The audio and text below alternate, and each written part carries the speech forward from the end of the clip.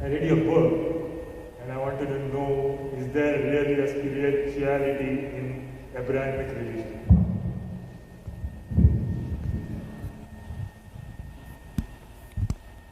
Well, you know, spirituality has been there, but dominated in the Abrahamic religions, dominated by the institutional authority and the institutional edicts, the standardization, the requirement to fall in line and have one homogeneous belief structure, rigid belief structure. That has dominated the spirituality.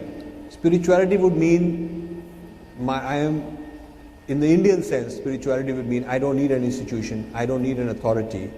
I have my own personal equation with the divine. It's within me. I go and offer and do pujas and do various things, and each of them I am getting more and more connected with the divine within, even though I'm taking an external action. When I'm doing a yajna outside, the outer action is correlated with inner transformation. So I'm really doing it as an inner process. And it may seem I'm doing something to a God outside, but that action outside is correlated to a transformation within.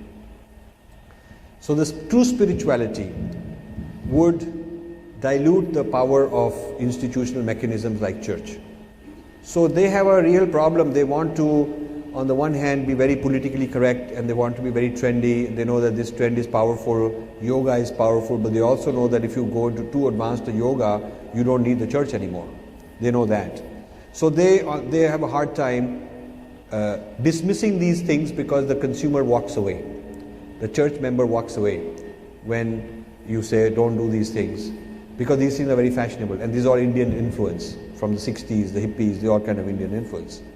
So they are giving lip service to these things.